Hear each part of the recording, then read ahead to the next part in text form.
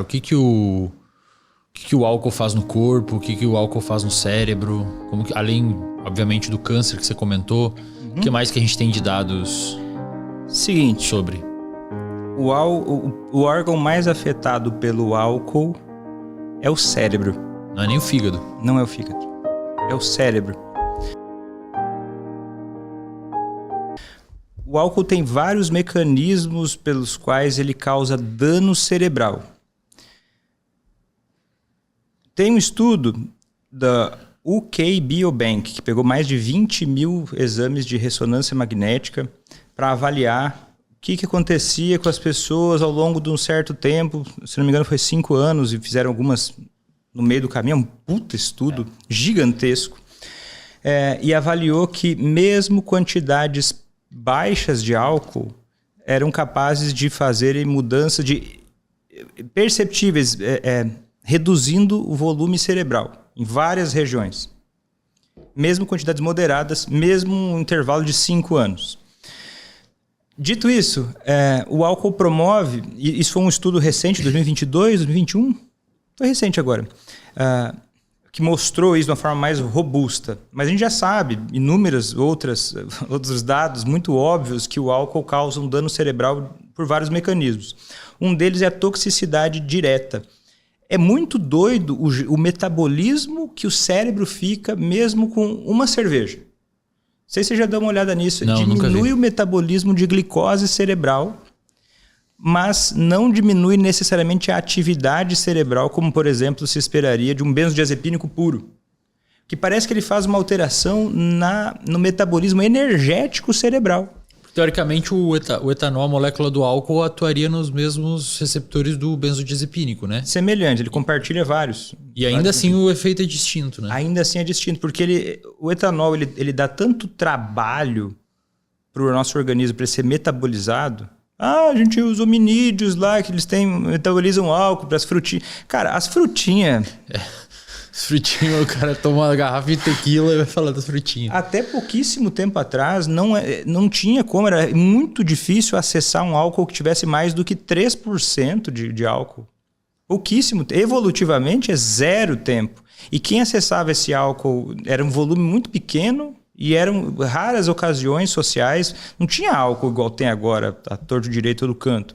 Então, nosso organismo não é feito para metabolizar álcool, apesar de que ele não morre com uma dose de álcool.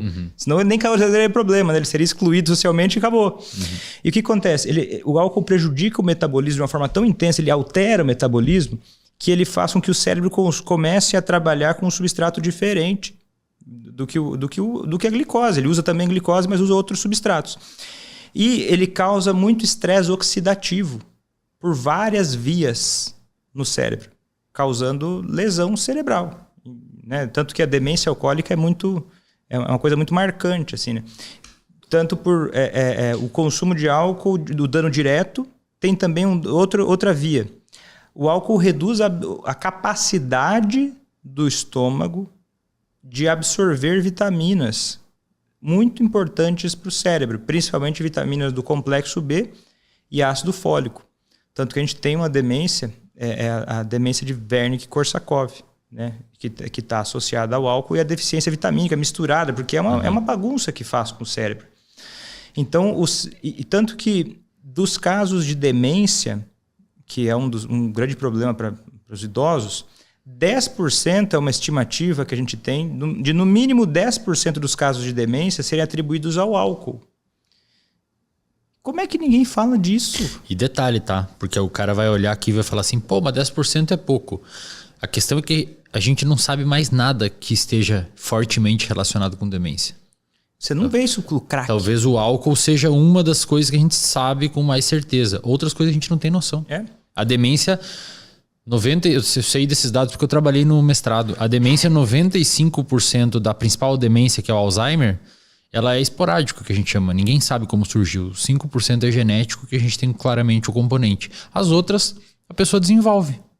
E, pô, se 10% é atribuído, ou pelo menos com bastante certeza, ao álcool, é bastante, cara. É bastante. É muito. E se considerar que é um fator de risco evitável, cara... Exato.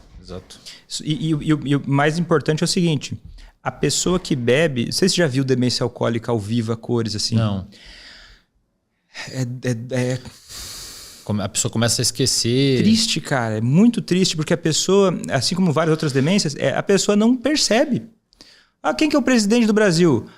Sei lá, é o Tancredo Neves, sei lá quem é. Olha só, cara. Se perde nos lugares também? Se perde nos lugares. Ou tem também... Tem até uma cerveja com esse nome, né? O Delirium Tremens, que é um tipo de abstinência alcoólica muito grave e que está muito associado à demência, que tem 50% de mortalidade. A pessoa que tem delirium tremens, metade vai morrer por causa disso. E tem uma cerveja com um elefantinho na frente, esse delirium tremens. Eles fazem piada. É bizarro. É tipo assim, câncer. Então usa esse cigarro que ele chama câncer. Câncer de pulmão. Sei lá, pulmão podre. Marlboro sabor pulmão podre. Engraçado como a indústria do álcool consegue dar um nome, né? Tão sombrio para uma bebida achando graça.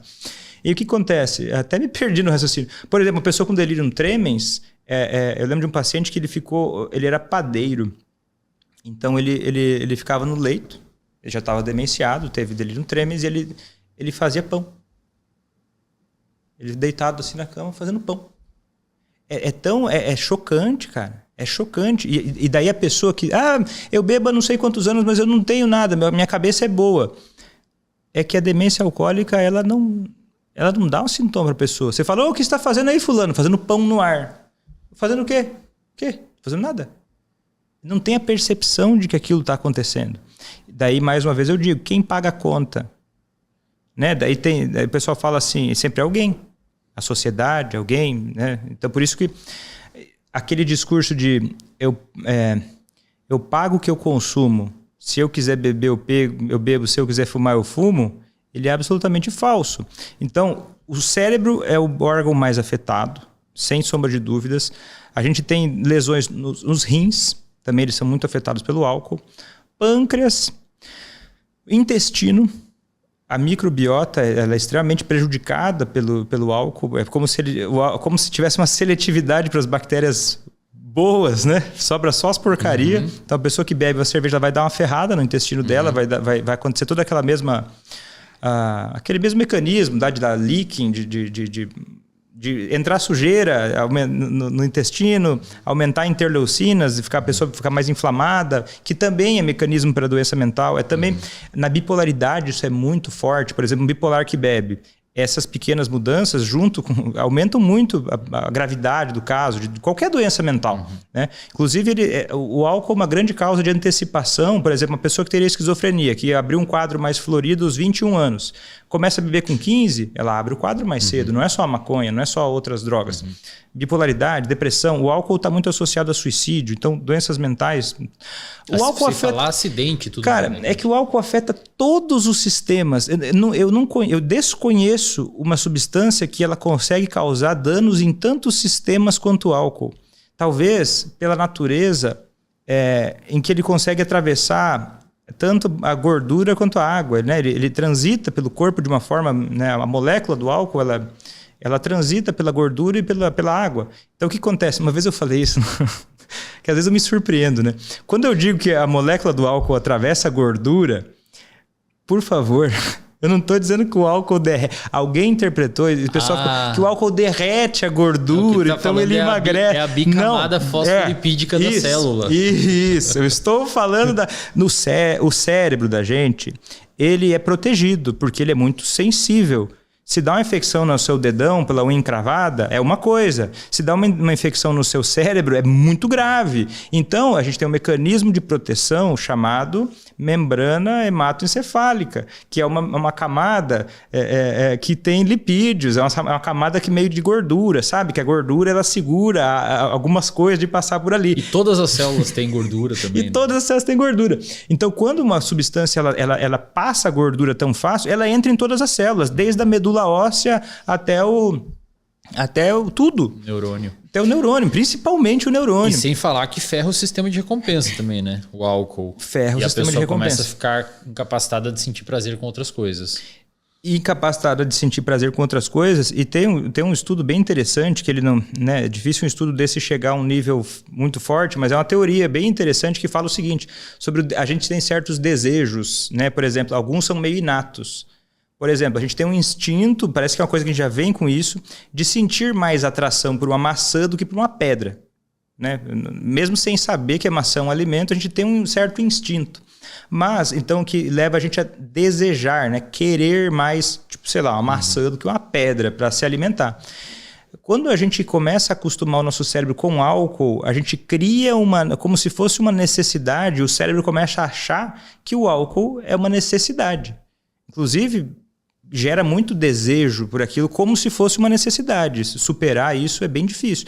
Tanto que um dos sintomas que não é esperado que vá embora nunca para o álcool, claro, vai diminuir a intensidade, não se assustem. O craving. É o desejo, é a fissura. Eu tenho um cigarro, cara. É. Eu fumei muitos anos na minha vida, assim, uns 3, 4 anos na minha vida, fumante regular, todo dia fumava, cheguei a fumar uma carteira de cigarro por dia. E hoje, cara, bebia muito também, época de graduação, interior, cara, era muita bebida. Hoje, cara, bebida é um negócio que muito tranquilo, assim, não poderia passar passo. Às vezes, eu sempre falo que eu bebo uma cerveja por semana com a comida para harmonizar. Se eu como sushi, eu como um tipo, tomo um tipo, mas tranquilamente, realmente para mim hoje não é problema nenhum. Poderia viver sem beber tranquilamente, inclusive penso em fazer isso, considero fazer isso. Agora cigarro, velho. Cigarro é complicado. Eu não fumo, tá? Há bastante tempo já. Inclusive estou nos meus projetos de corrida, como vocês sabem, quem me segue no Instagram. Mas cigarro, eu acredito que eu vou ficar o resto da vida com essa porcaria me assombrando. Eu vejo alguém fumando, meu Deus do céu, cara. Eu como um negócio, às vezes me dá uma vontade, tomo um café. Imagino que quem teve muito problema com álcool deva ser a mesma coisa. E de fato, é crônico, né, cara? Você vai ter que pisar em ovos o resto da vida. Vai. Tanto que o cérebro sabe disso e no steady state, o sistema de recompensa cerebral de um alcoolista crônico, o sistema de recompensa cerebral ele fica um pouco mais ativado do que estaria de outra forma. Mas não porque ele está gostando, ele está desejando. Uhum. Mas tem alguns estudos mostrando que depois de até 5, 7 anos, ele continua fazendo uma compensação, fazendo com que o córtex pré-frontal ele se fortaleça um pouco para diminuir um pouco aquela ação do sistema de recompensa cerebral, quase que como uma compensação. Talvez isso seja um reflexo da necessidade que um alcoolista acaba tendo de refazer o seu estilo de vida. Que eu acho que essa é a grande sacada para alguém resolver uma dependência.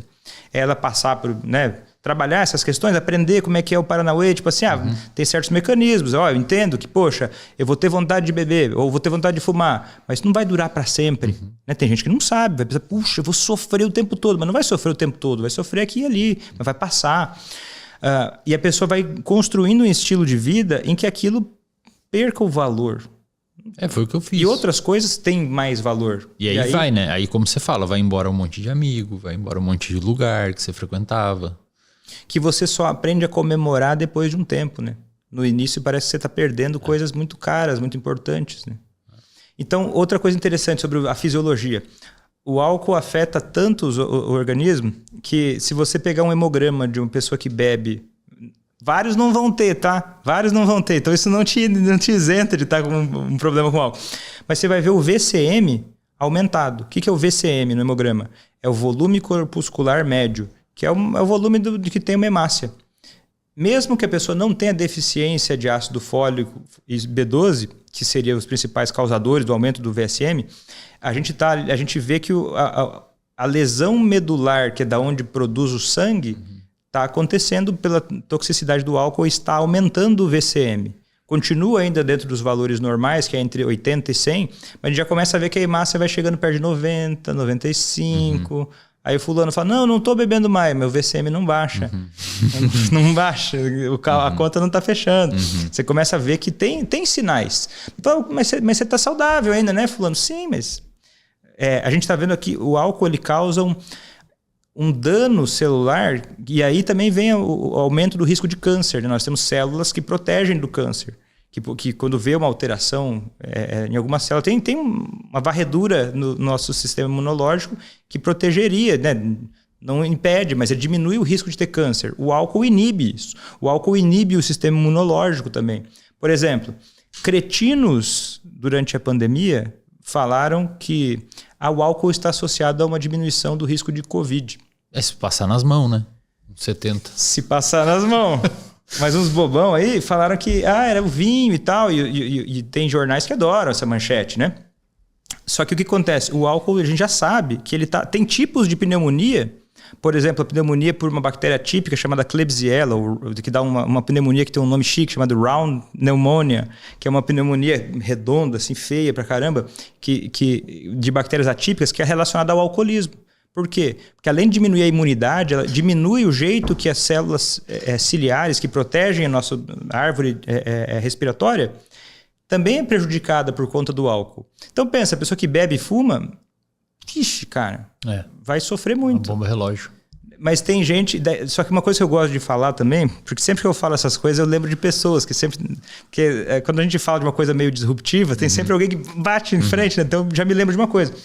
Tem a história do seu João, que tem 98 anos e bebeu a vida inteira e morreu atropelado. Não teve nada. Quando a gente fala esse tipo de coisa, quando eu falo que o álcool faz mal para todas as células, que não existe nível seguro de álcool, eu não estou dizendo que você, Carlão, você vai morrer por causa do fígado. Não estou dizendo que você, Carlão, você vai ter uma demência, não sei o quê. Eu estou dizendo que você, Carlão, você vai se colocar num risco que você só vai saber depois que você morrer. Então você nunca vai saber se você está livre como você acha. E eu estou dizendo, Carlão, que quando você bebe e defende o álcool dessa forma, você está assumindo um risco para você e você não mora sozinho no mundo, Carlão. Você está assumindo um risco para o seu filho, para sua filha, para o seu pet. Né? Você já pensou? Se a pessoa morre, o pet fica com quem? Eu gosto de você falando do pet quando você falou na aula do RD. Você daria para o seu pet uma substância que sabidamente é perigosa? Ou você colocaria... Eu tenho um filho, cara, e para mim isso é a coisa mais importante da minha vida. Quando eu penso no tipo de risco que eu me coloco, eu penso, cara, ninguém vai cuidar do meu filho igual eu. Quando eu bebo e assumo todo esse tipo de risco, eu tô falando para mim e para as pessoas que eu mais amo que eu assumo esse tipo de risco porque essa ideia de que você não faz diferença, você faz diferença pra caramba. Talvez não para mim que não te conheço, mas até para mim você faz diferença. Porque quando você decide sair, dirigir, beber, pode estar a minha vida, pode estar a minha família, pode estar meu filho no carro. Então, quando eu falo assim, Vitor, quando a gente fala sobre esse assunto, a gente não tem nada contra o álcool. Eu tenho coisas contra o álcool. Eu posso até respeitar as pessoas porque eu não tenho porque não faz sentido na sociedade eu tomar medidas outras e porque eu entendo que o problema é maior, é política pública. Mas eu tenho coisas contra o álcool. E eu acho que as pessoas que não têm coisas contra o álcool, elas não entenderam o que o álcool leva de risco para sua vida, mesmo quando você não bebe. Existe uma inversão de valores muito louca e quando eu falo isso, eu não estou defendendo ou atacando outras substâncias. Eu gosto de focar nessa aqui, porque já é um trabalho muito grande trabalhar com essa aqui.